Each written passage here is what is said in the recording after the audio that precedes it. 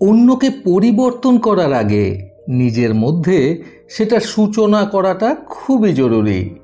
বন্ধুরা, এই অসাধারণ প্রসঙ্গটাকে কেন্দ্র করে আজকে আমি আপনাদের একটি সুন্দর গল্প শোনাবো। চ্যানেলে নতুন হলে সাবস্ক্রাইব করতে ভুলবেন না এবং অবশ্যই গল্পটি ভালো লাগলে একটা লাইক আশা করব। চোখ খুলতেই দেবরাজ দেখল ঘড়িতে 8:30 বাজে। তখন সে তাড়াতাড়ি করে উঠেই মা মা বলে চিৎকার করতে লাগলো আর বলতে লাগলো, তোমার বোধ বুদ্ধি কবে হবে মা? কাল রাতে বারবার করে ডেকে বললাম যে আমাকে 7টা নাগাদ ডেকে দেবে, 8টার মধ্যে খেয়ে বেরোবো আমি। ধুর, কত দেরি হয়ে গেল, চাটা দাও তাড়াতাড়ি। তার মা শুনলো কি শুনলো না সেই দিকে মোটেই খেয়াল নেই দেবরাজের।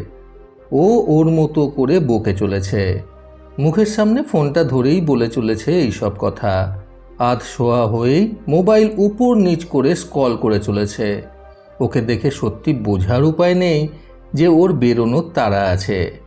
এইভাবে মাকে ডেকেছে মানে ও নিশ্চিত মা এসে 1 কাপ চা দিয়ে যাবে। রোজই সেটা হয়, আর তাকে ঘিরেই যত আশা আবদার ভরসা। মোবাইলে চোখ রেখে মা মা বলে ডেকে মিনিট 15 বোধহয় কেটে গেছে। তখনও আধ শোয়া দেবরাজের খেয়াল হয়নি যে নবনীতা দেবী অর্থাৎ তার মা ঘরে আসেননি। মোবাইলের এমনই মাহাত্ম্য, কিভাবে যে দিনরাত এক হয়ে যায় সেটা বোঝাই যায় না। এরপর দেবরাজ বলল, ধুর, মহিলার যে কবে সেন্স হবে। এই কথা বলেই উঠে পড়ল দেবরাজ। ঘড়িতে তখন ইতিমধ্যে 8:50 বেজে গেছে।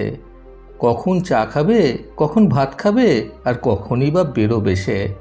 তাড়াতাড়ি করে ঘর থেকে বেরোতে গিয়ে দেবরাজ দেখল সরাসরি রান্নাঘরের দরজাটা বন্ধ। তার মানে নবনীতা দেবী নেই রান্নাঘরে। দেবরাজ এই 22 বছরের জীবনে হাতে গুনে কয়েকদিন সকালে রান্নাঘর বন্ধ দেখেছে। অষ্টমী, সরস্বতী পুজো, পাড়ার শীতলা পুজো, ব্যাস। এছাড়া খুব শরীর খারাপেও মাকে চাল ডাল সেদ্ধ করার জন্য ঢুকতে দেখেছে দেবরাজ রান্নাঘরে। কি হলো কেসটা? এইটা মনে মনে ভেবেই মায়ের ঘরের দিকে উঁকি মারল দেবরাজ। সেই ঘরেও দরজা বন্ধ দেখল সে। বাবা অফিস বেরিয়ে গেলে অবশ্য দরজা বন্ধই রাখা হয়, সেটা অবশ্য বিড়ালের উৎপাতে। বাথরুমে দেখতে যাবে তখনই বোনের ঘরে কথা বলার শব্দে উঁকি মারল দেবরাজ। সাধারণত বোন বড় হওয়ার পর থেকে ওর ঘরে যখন তখন উঁকি মারা বা ঢোকা এসব করে না দেবরাজ, এটুকু মানতেই হয়। কথার আওয়াজ পেয়ে আজ তাড়াতাড়ি ঢুকলো বোনের ঘরে। দীপা তখন কাঁধ দিয়ে ফোনটা চেপে ধরে সবুজ সালোয়ারের ওপর একে একে বিভিন্ন ওড়না ফেলে দেখছে কোনটা মানায়। বোঝা যাচ্ছে যে সে কোথাও যাচ্ছে। দেবরাজ বলল, সকাল সকাল কোথায় চললি সেজেগুজে? আর মা কোথায় রে? বেশ লাগছে দীপাকে আজকে। অন্য মেয়ে হলে নজরটা অন্যভাবে যেত দেবরাজের, কিন্তু বোন বলেই নজরের এত পার্থক্য। দীপা ফোনটা রেখে চামচে করে কি একটা তুলে নিজের মুখে দিয়ে বলল, একটু বেরোবো। আজকে অবশ্য খুব চনমনে দীপার গলাটা। সেটাই তো বলছি, কোথায় যাবি? দেবরাজ আবার জিজ্ঞেস করল। দীপা বলল, মাসির বাড়ি। দেবরাজ বলল, মাসি? কেন, কি আছে? মা কোথায়? দেবরাজের গলার পারদ চড়ছে। দীপা তার উপর গলা উঠিয়ে শান্তভাবে বলল, মা মাসির বাড়িতেই গেছে। আজ বনুর জন্মদিন, সকালে ওরা পুজো দিতে যাবে, তারপর আমি ওদের সাথে জয়েন করব। মনে পড়ল দেবরাজের আজ 28 তারিখ, মাসির মেয়ে ইমলির জন্মদিন। সত্যি সে ভুলে গিয়েছিল। যা চলছে আজকাল কি করেই বা মনে থাকবে? রোজ মিটিং, মিছিল, প্রতিবাদ, মাথায় থাকে নাকি এত কিছু? একটা মেয়েকে বিনা দোষে মেরে ফেলল, আর এই মেয়েকে দেখো, মেয়ে হয়ে কোনো প্রতিবাদ নেই। নিজের বোনের দিকে তাকিয়ে ভাবল দেবরাজ। দীপা তখন ঠোঁটে খুব যত্ন করে বাদামি রঙের লিপস্টিক ঘষছে। দুপুরে কোথায় যাবি তোরা? দেবরাজ বেরোতে গিয়েও থেমে আরেকবার জিজ্ঞাসা করল। দীপা পাত্তা না দেওয়ার মতো করে বলল, দেখি কোথায় যাই, যাব কোথাও একটা। আর কথা বাড়ালো না দেবরাজ। একটাই মাসি তাদের। দেবরাজের বাবা সৌমেনি টানে ওদের সংসারটা। মেশো মানুষটা খারাপ নয়, কিন্তু অকর্মণ্য। আয় বলতে নির্দিষ্ট কিচ্ছু নেই। কখনো মিস্ত্রি, কখনো শিক্ষক, কখনো কম্পাউন্ডার, আবার কখনো বা আলু ব্যবসায়ী। যথেষ্ট শিক্ষিত তিনি, কিন্তু অলস। ইমলি অনেক ছোট ওদের 2 ভাই বোনের থেকে, তাই ওর পড়াশোনা, ওর যাবতীয় খরচ সৌমেনি চালায়। 3 জনের পড়াশোনা, খাওয়া পড়া কম নয়, অনেকটা খরচ। বেশ বোঝে দেবরাজ সেটা। আজ আবার 4 জন কোনো রেস্টুরেন্টে খেতে যাবে। বাবাই নিশ্চয়ই দিয়েছে টাকাটা।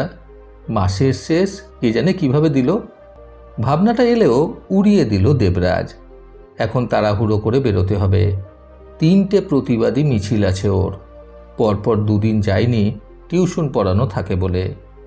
আজ থাকে না, তাই আজ দেবরাজের ইচ্ছে সকাল থেকেই ওদের সাথে থাকার। আর সত্যি তো, মানুষ হয়ে যদি মানুষের জন্য এটুকু না করে, তাহলে কিসের মনুষ্যত্ব? অথচ দীপাকে দেখো, বাচ্চা তো না, ক্লাস 11। ওর বয়সী ছেলে মেয়েদেরই তো দরকার। দেবরাজ তো কলেজের 3rd ইয়ার, ওরা তো করবেই প্রতিবাদ। কিন্তু দীপা একটা মেয়ে হয়ে কোনো রকম আলাপ আলোচনা নেই এ বিষয়ে। এইসব ভেবে রান্নাঘরে ঢুকতেই দেবরাজ দেখল সব শুকনো, না 1 কাপ চা, না কিছু। তাহলে দীপা কি খাচ্ছে ওটা? চা আর ওটস মনে হলো। বোন, এই বোন, চিৎকার করে ডাকলো দেবরাজ। দীপা ছুটে আসতেই দেবরাজ বলল, মা কি সকালে কিচ্ছু বানায়নি রে? দীপা হেসে বলল, না না, সময় কোথায়? কোন সকালে বেরিয়েছে, বাবারও আগে। বাবাকে তো আমি চা আর ওটস করে দিলাম, আমি নিজেও নিলাম। এটা বলে দীপা চলে যাচ্ছিল। আমার জন্য চা আর কিছু একটা করে দে, আদেশের সুরে বলল দেবরাজ। দীপা যেন প্রস্তুত ছিল এটার জন্য। মুখ ঘুরিয়ে সাথে সাথে বলল, নিজে করে নে, আমার ম্যাথ টিউশন আছে, সেখানে পড়ে তারপর যাব মাসিদের ওখানে। দেবরাজের মাথা গরম হয়ে যাচ্ছিল। একেই তো কত দেরি হয়ে গেছে, তারপর না খেয়ে দে, তাও ঠিক আছে, কিন্তু সকালে গরম চা না পেলে তো বাথরুমও অকেজো হয়ে যায় ওর, পেট ভার লাগে, সারাদিন রাস্তায় রাস্তায় ঘুরবে। এই ভেবে বোনকে একটু অনুরোধ করবে ভেবেও পারল না। আদেশের সুর যেন আজকাল রক্তে মিশে গেছে ওর। যবে থেকে কলেজের 3য় বর্ষ হলো, 1ম বর্ষের আর 2য় বর্ষের সাথে এভাবেই কথাবার্তা চলে ওদের। পরে পড়তে যাবি, আগে চা করে দে আমায়, বলেই ফেলল দেবরাজ। দীপা প্রায় নিজের ঘরে পৌঁছে গেছে। সেখান থেকেই মুখ বের করে বলল, মা পেয়েছিস নাকি আমাকে? যা বলবি মেনে নেব। দেবরাজের মাথা আরও গরম হয়ে গেল।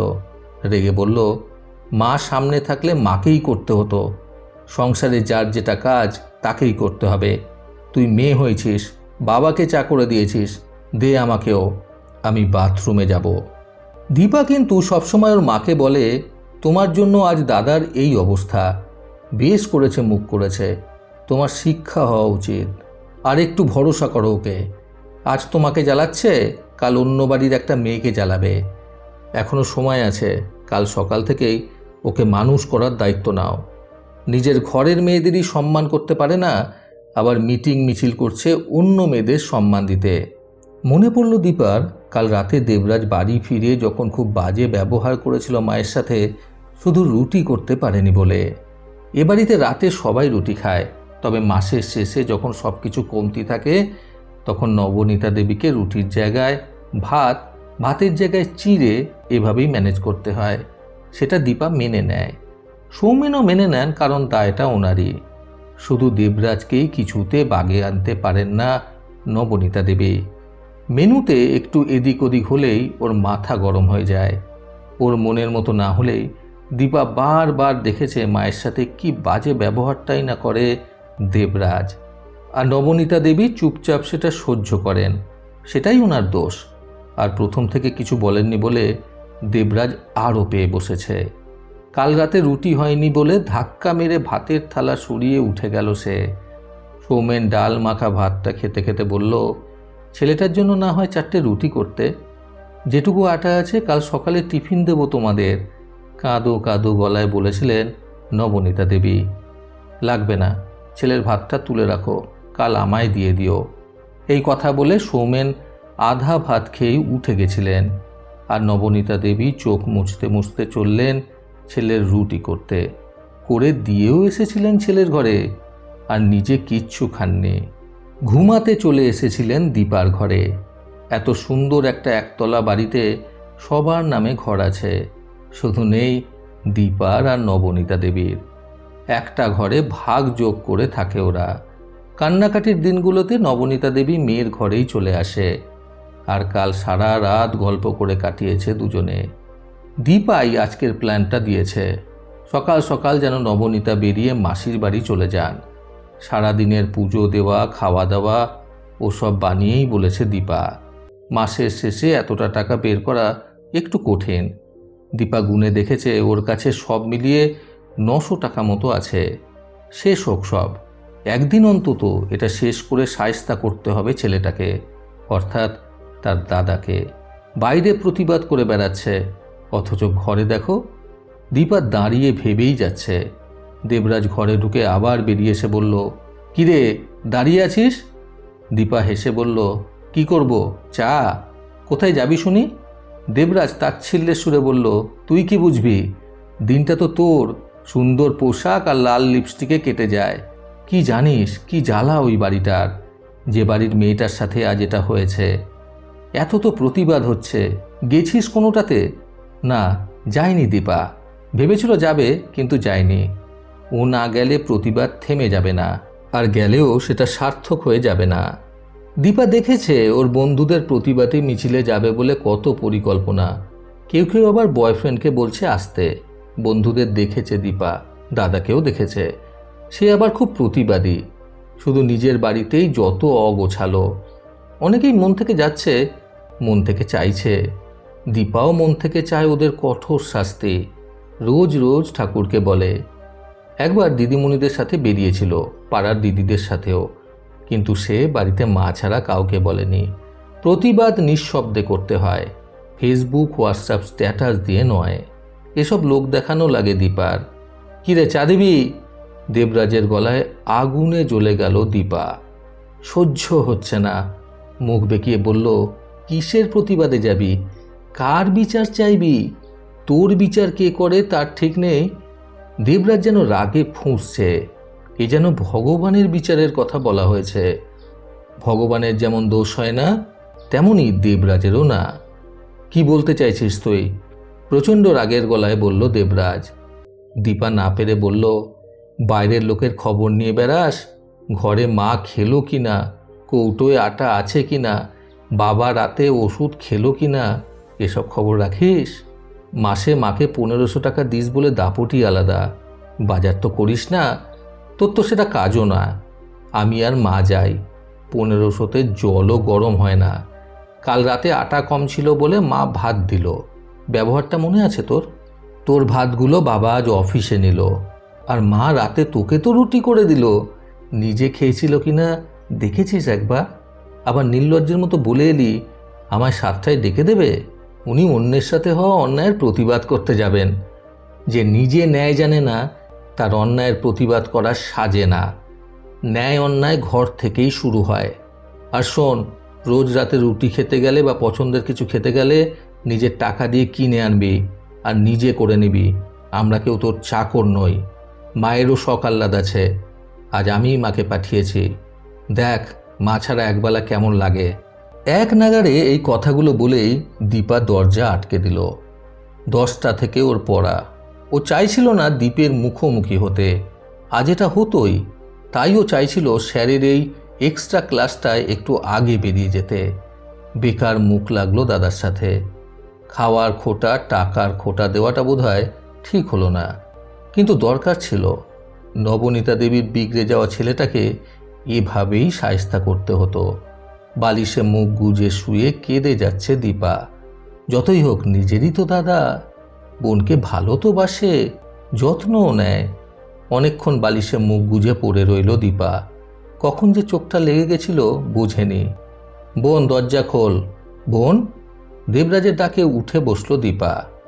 গলাটা অনুমান করার চেষ্টা করলো। না, রাগ নয়। তাহলে দেখার জন্য দরজা খুলতেই 2টো প্লেট হাতে ঘরে ঢুকলো দেবরাজ। 2টো প্লেটে ভর্তি নুডলস। বোনের হাতে দিয়ে বলল, চল খেতে খেতে একটু প্ল্যান করব। অবাক হয়ে দেখছে দীপা। দেবরাজ বোনের ঘরে ঢুকে খাটের ওপর বসে বলল, ফ্রিজে দেখলাম মাছ আর মাংস আছে। দীপা মাথা নাড়িয়ে বলল, মা সপ্তাহের বাজার থেকে বাঁচিয়ে রেখেছে, আজ ইমলির জন্মদিন বলে। দেবরাজ বলল, আমি নুডলস আনতে গিয়ে ময়দা, ডিম, চিনি আর বেকিং পাউডার এনেছি, বাটার আছে, চল কেক বানাই। আর তুই মাছটা রান্না কর, আমি ফ্রাইড রাইস আর চিকেন করব। অবাক হয়ে দেখছে দীপা, এ কে? এটাই একটু আগের দেবরাজ। দেবরাজ নুডলস চিবোতে চিবোতে বলল, ইমলিটা ছোট্ট মানুষ, আজ কোথাও বেরোবো না, ওর জন্মদিনটা পালন করি চল। মাকে ফোন করে বলে দে পুজো দিয়ে সোজা বাড়ি আসতে, তুইও পড়ে আয়, ততক্ষণে আমি কেক আর মাংসটা বানিয়ে রাখি। দীপা আমতা আমতা করে বলল, পারবি তুই? দেবরাজ বলল, কখনো মা করতে দেয়নি, বুঝতে দেয়নি, ভাবতেও দেয়নি, যা চেয়েছি দিয়েছে, পারুক আর না পারুক করে দিয়েছে, তাই বুঝিনি মায়েদেরও কষ্ট হয়।